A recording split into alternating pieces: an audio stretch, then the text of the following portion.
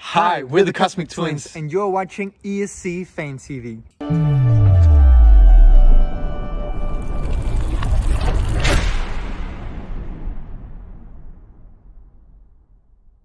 Morning everyone, ESC Fan TV here. Myself and Donna are here, but we're not alone. As you can see, just directly below us, we have from Denmark, the Cosmic Twins. Hi guys, how are you?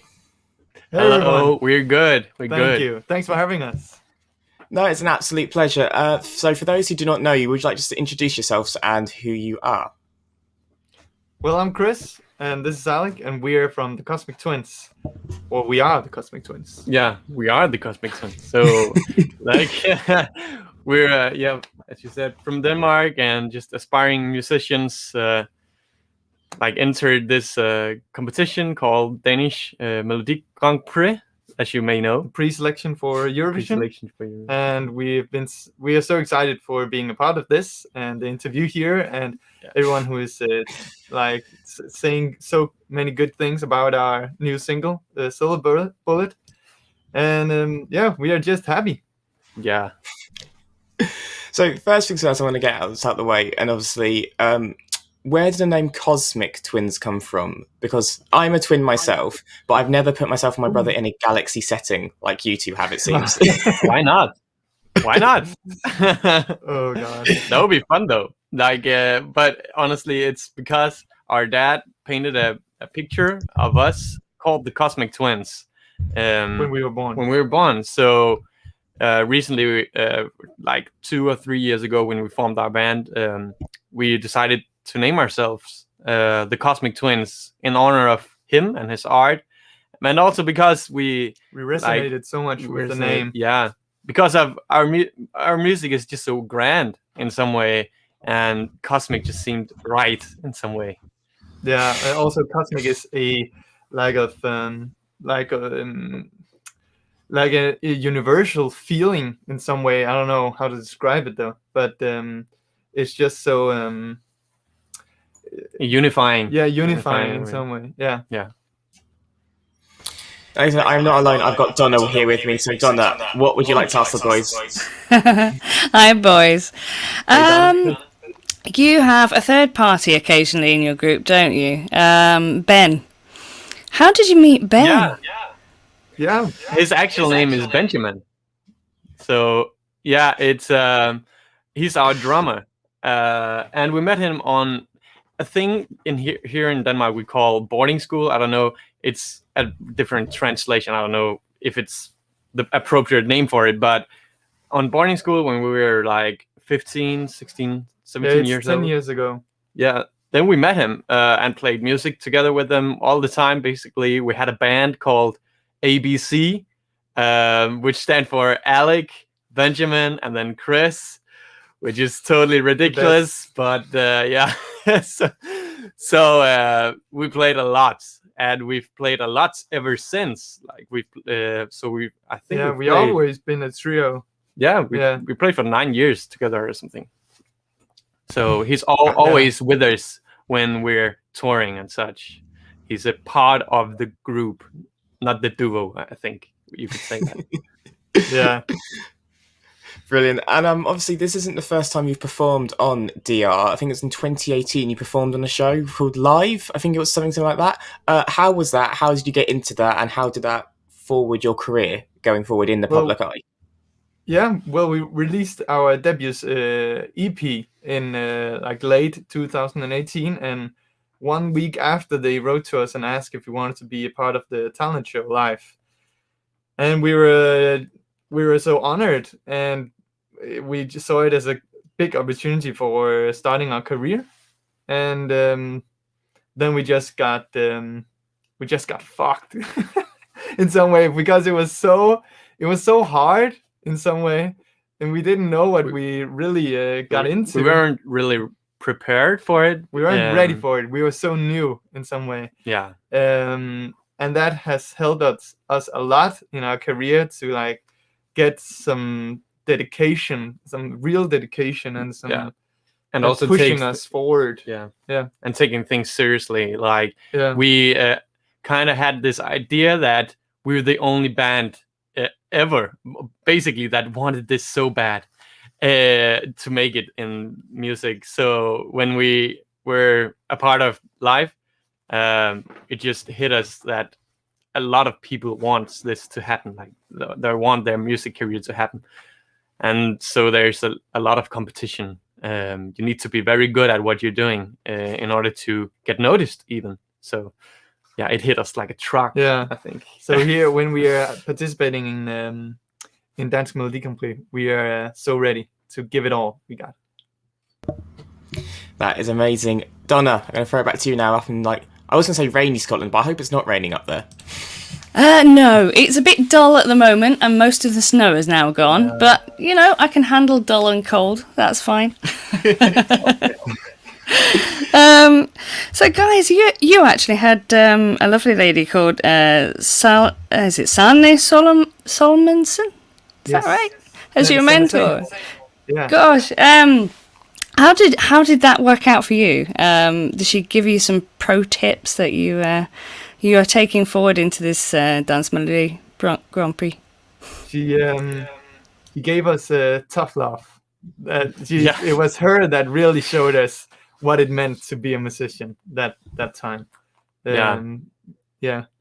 Yeah, she was relentless in how she wanted to, but in a good way. Like she was just like, "Come on, guys, I know you want this, so please just give it all you got." And we did give all we got, or all we had, but it was not enough. So she saw, she could really see that. I don't know, like it's very egocentric to say that she saw the talent in us, I think, but she couldn't, like, we weren't craftsmen. Like we were just like, we had some motivation, like really pretty large amount of motivation, but we didn't have the skills like at that point. No. Okay, and obviously we can't escape the fact that the world is in a very unique situation right now, and obviously being musicians and performers yourself, how have you found the last year? Have you been able to perform much? Have you had to resort to doing a lot online? Like, how has the pandemic affected your touring, music? How has it affected you going in this last 12 months?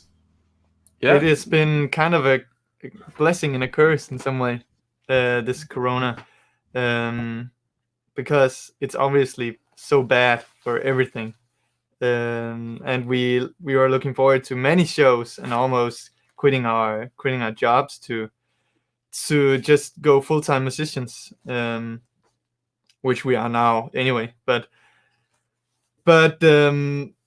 we had so many gigs prepared that were just canceled, and it sucked. But it showed us what we needed to focus the most on. We needed to focus on our sound and developing ourselves as artists, getting to know ourselves in the music business. What do we want? Where do we want to stand in the music business? So it kind of made us focus in some way, because there weren't much else to focus on. So there weren't no gigs and stuff. It was just singles after singles and making some music. We practiced a lot, so the pandemic just gave us an opportunity to as you said, focus on what's important. And you can easily get caught up in a lot of things in music, like branding and touring and merch or something like that, and then it just doesn't matter if you don't have the good song.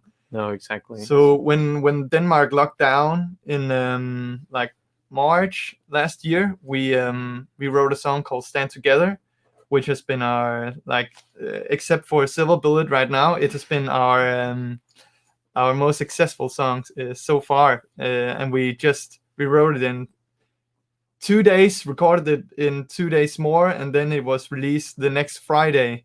I mean, it happened so fast, so quickly. We couldn't think like too much about anything, so we were just like so quick, everything, and it just made us realize what we stand for in some way.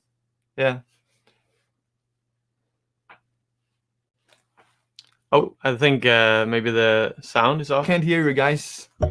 I had myself on there mute, we go. that's why. No, it's fine. I forgot to push the button. So, moving on to Dance Melody Grand Prix and Eurovision, we were looking at your song, Silver Bullet, and quite a famous name in Eurovision came up. Donna, would you like to reveal who has actually helped write this song? Yes, of course. Well, a lot of you Eurovisioners will know this. A lovely lady called Lisa Cable has got involved with your Dance Melody Grand Prix song this year. How did you come about? How did this whole thing come about? How did you attract the attention of someone with the caliber of Lee's, who has obviously written, I think it was way back in '95. She got an entry through there, and in 2011, the winning song in 13, and also 2019 for Leonora. So, gosh, there's a caliber there, isn't there? Does it frighten you at all, lads? Well, we can't sing much though, but in general, it just like kind of happened on coincidence. Like, and we're so honored to have been like a part of this song and with Lisa Kappel. So nice, she's on the team. Yeah. Yeah. So it doesn't really frighten us. We've never been like persons to, you know, how do you say it? Like, we've never been afraid to just be ourselves and not trust in what we're doing. So when we had this song, it was kind of like, okay, yeah, let's do it. So yeah, and we got Lisa Kappel, and we thought that is going to be such a huge motivation for winning this in some way. And we haven't. We've been asked that question if we're frightened that she's on the team in some way, if we have to live up to something, and we never thought about it that way until someone asked us. No, actually, but of course there's a lot of pressure, you know, but it's in a good way. It's not like, oh, we're afraid we won't do it right or won't be good enough. Like, it's just like we're just doing the best we can, and yeah, that you can't ask for more, basically. So. Brilliant. And obviously, Silver Bullet, it's quite an interesting song. It starts with a saxophone, and Eurovision fans love a saxophone. It's quite dancey, it's quite pop, but the lyrics are also quite powerful. Like, you're the queen of cruelty, and when you're shooting silver bullets through my heart. So what is it about this song that attracted you to it and made you want to submit it for potentially Eurovision for Denmark? I think it was because it was such a party song, and Eurovision is just about a big party, big music party, and Silver Bullet is kind of in between crying and dancing, which we are calling like dance crying, and we think it's just a kind of unique spot to have, and we think this song can just start a party. Yeah, and also the dramatic lyrics like draw us in, because we're a sucker for just being over the top. So, and then the sax also. Yeah, and then the sax. But at first the sax was like, oh man, a sax? Really? Yeah. Like, it was not bad. It was just like, wow, that's a huge bet, like a risk almost. But it totally grew on us, especially when it got released. Like, we were just like, oh my God. Honestly, the sax just makes almost the song. Like, it's such a huge part of it, and we love it now. So yeah, it's amazing. It's essential. I mean, dancing and crying at the same time. I can't speak this morning. It's quite synonymous in British nightlife and clubs, I think. Like, especially a British Eurovision party. Like, there's normally someone crying, and there's a lot of people dancing. So fits in perfectly. Yeah. And obviously, a lot of people would have compared to the fact, because you are identical twins, to the likeness of Jedward, who represented Ireland in 2011 and 2012. How much of that have you seen, and how do you feel being compared, even if it's just looks, to Jedward? I think it's so funny. Like, we just got an Instagram message from them like 2 days ago, where they said, "Good luck, guys. We're counting on you." Legends, Jepic, all the good stuff. Starstruck. It was so like, crazy. Oh shit! Yeah, we have something to live up to when we're twins, I think, because that scares us the most. Like, yeah, I know. everyone's anticipating so much because we're twins, and they're saying, "Oh, we're reading all these comments on YouTube and Facebook and Instagram. That says we're really looking forward to their show because they're twins and they are gonna do a great show." And we know we are able to give a great show, though. But so I don't know if we can. I hope we can satisfy the Eurovision community. But it's so funny, like getting compared to Jedward and also other twins. We kind of teased it in our story on Instagram. Like there's another group called Twins, like with 2 eyes. Which we also like, do we look like these? And then every just said, yeah, you look like those guys, like those girls. So that is just like fun. Yeah. I will say though, if you do win, can you just do your hair like Jedward just for one photo? Just Ooh, that would be good. Yeah, like the oh my god, that's so crazy. We'll do a Jedward for Halloween. We'll Halloween. No, if we win, we could do the hair, like just for fun. Yeah, for sure. Brilliant. And obviously, Dance Melody Grand Prix is a little bit different this year. Obviously, the orchestra is back, as it was last year, but this year there's only 8 songs and half of them are in Danish. How are you feeling going into the competition? Is there anyone that you know who's also competing? And how does it feel having literally 50% of the songs in your native language of Danish? Well, it's I think it feels kind of good, like to be in a competition where there's so much diversity. Like it seems like a lot of fun and makes it more exciting in some way. I don't know if we have a better chance of winning with an English speaking song rather than Danish. I don't know, but we know a girl who's called Emma Nicoline, who's a part of this competition as well, and she's one of our best friends and also a colleague. We've worked with her several times and writing songs with her. So she's a really great musician. We don't know a great singer. Yeah, also a great singer, and but we don't know any one of the others. But they seem really nice. Yeah, we've written a bit with them on Instagram. Yeah. They seem so nice, and we can't wait to meet them on the 6th of if we do, March. Hopefully we'll meet some of them.